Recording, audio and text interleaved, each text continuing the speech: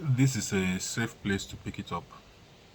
As usual, I try not to say anything when I don't feel inspired by God. Usually, if I don't feel like I've been connected with Him properly for a while, and lately I've been a little busy, a little ill, but I thank God I'm okay now. Merry Christmas and Happy New Year in advance.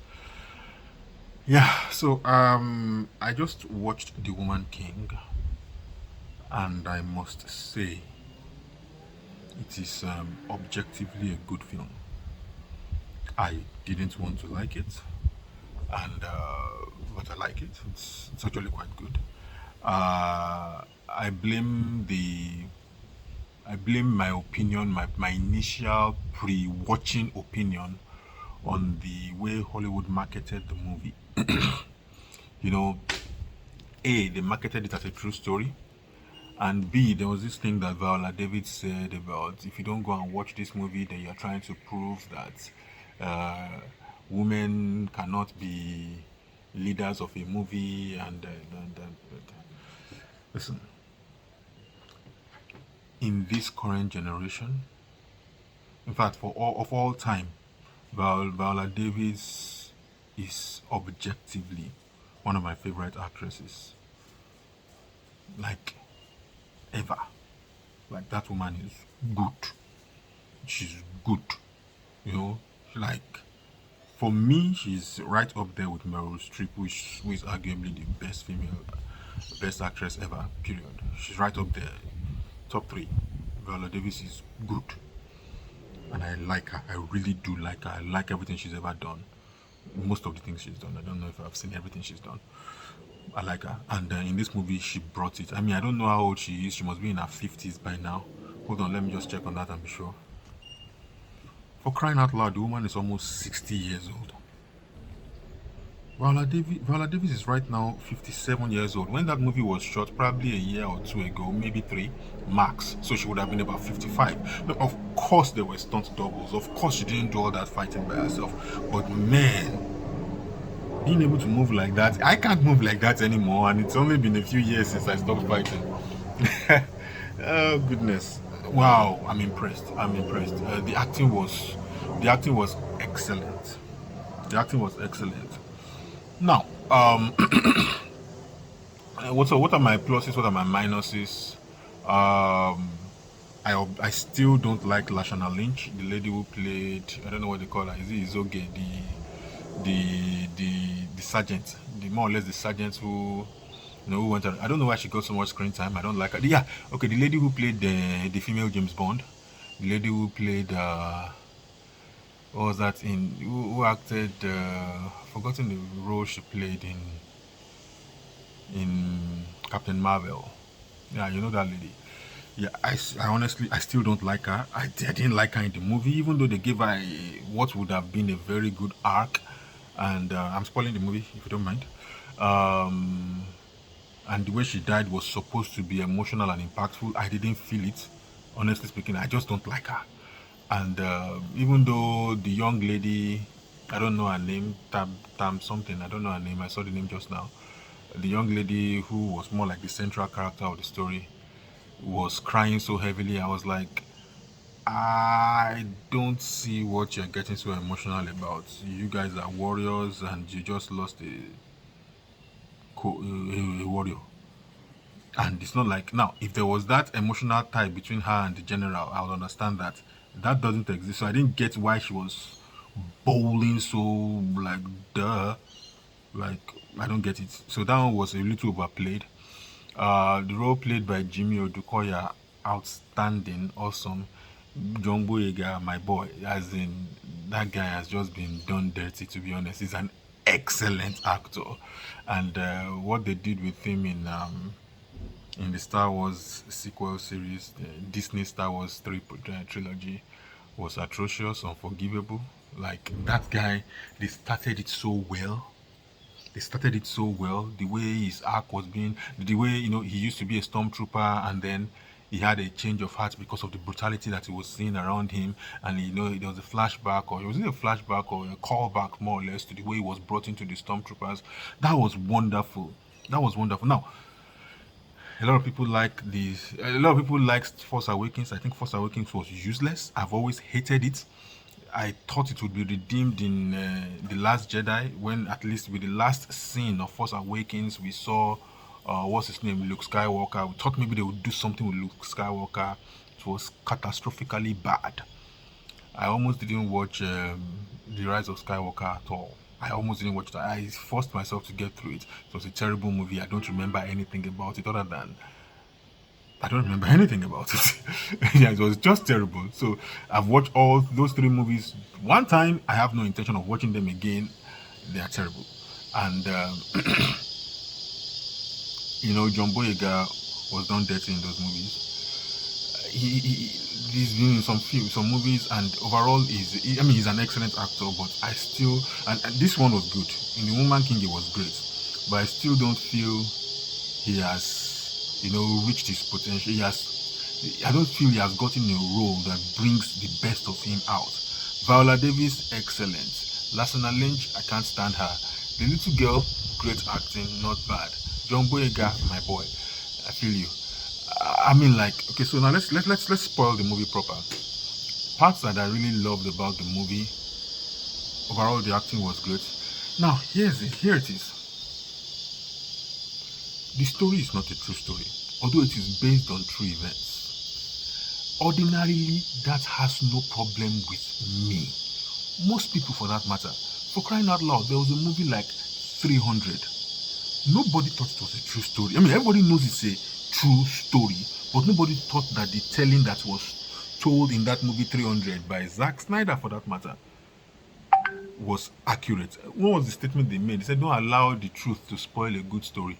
So we know that it's not entirely accurate. We know that the 300 soldiers did not do all that fighting in Thermopylae by themselves. No, they were helped by, in fact, they were part of a regiment of other soldiers, although they did do that final stand in the narrow path where they all died.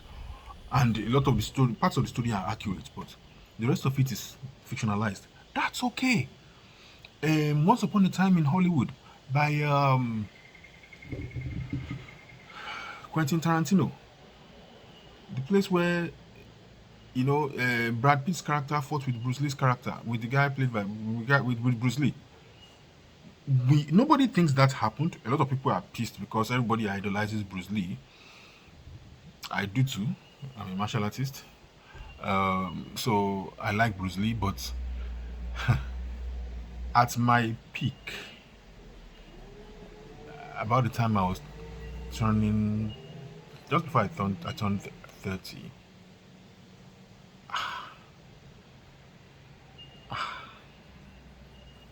I would have been able to fight with Bruce Lee. Don't get me wrong, I don't think I would have beaten him all. But I've watched those movies, I've seen his techniques, they are fast, they're accurate, I've seen his physique, he's brutal. But I would have been able to, maybe not last a minute, but I would have been able to fight. It wouldn't have been a blowout. So the fact that somebody bigger than him can potentially throw him around, it's not too far-fetched for me. I don't like it, but it's not too far-fetched for me. Will the person win the fight overall? I don't think so. I think a good martial artist who can adapt will win. Will still win. I think so. So yeah, let's not get too carried away with all that. Now, one of the things that I didn't really like, the first fight, the place where they introduced the female warriors. They were fighting martial arts. The movements were too choreographed, too neat, too beautiful, too flowy, too dancey. Listen, I at least when I was serving in the north, when I was serving in Kaduna and later in Gombe, I've seen some of those fighting styles. It's not that neat. In fact, if you look at the older videos of someone like Rug, this mixed martial artist heavyweight mixed martial artist I think he's in one championship, I'm not sure. Rug is a Senegalese guy. He does a little bit. He used to do the Senegalese wrestling thing. Then later on, he's introduced some of it into his fighting in one championship. I think it's in one championship or Bellator, probably in Bellator. You can see if you watch those old videos, you can see that old martial art style. It's rugged. It's not neat. It's not beautiful, but there's technique in it. These guys who create these fighting styles in movies, you can do something like that. It doesn't have to be beautiful. That dirty fighting, it's nice. If you watch the way Tom Cruise fights, Tom Cruise fights dirty fighting, and that's why some of his fights are believable. It's not that it's not that neat, beautiful, sweetly choreographed. It is choreographed, but it's not that neat finesse. No, no, no, no. So now, when you think about, it's not even that ancient. Barely about 100, maybe 150 years ago. Okay, let's give it about 200 years ago. In West Africa, our fighting was not that neat. I mean, we still do eke, we still do the traditional Nigerian wrestling, the Yoruba wrestling thing. Even Igbos do it. It's not that neat. So it took me out of it for a little bit. I didn't like that. Later on, when Nawi, the young lady, when she was fighting with this throwing rope thing with a dagger, it was a little distracting. I saw it also in the movie Prey, where the lady used it to fight with the predator. It's a beautiful idea. It's a Chinese weapon. It's a Chinese weapon. It didn't exist in those times. It just didn't. We know. I mean, we've seen the weapons that we have. We know. So it was distracting for me. And like, listen, if you were trying to write a believable story, well, keep it as believable as possible. I didn't expect it to be accurate, but try to be believable. So those were distracting for me. Frankly, honestly, I think that's all of it. The fight between the two generals, Jimmy um, and Viola Davis, was okay. In the first fight, he beat the crap out of her. Not the crap, he beat her. She's a general. She can fight. But he beat her because he's bigger and stronger. Makes sense. She had to run.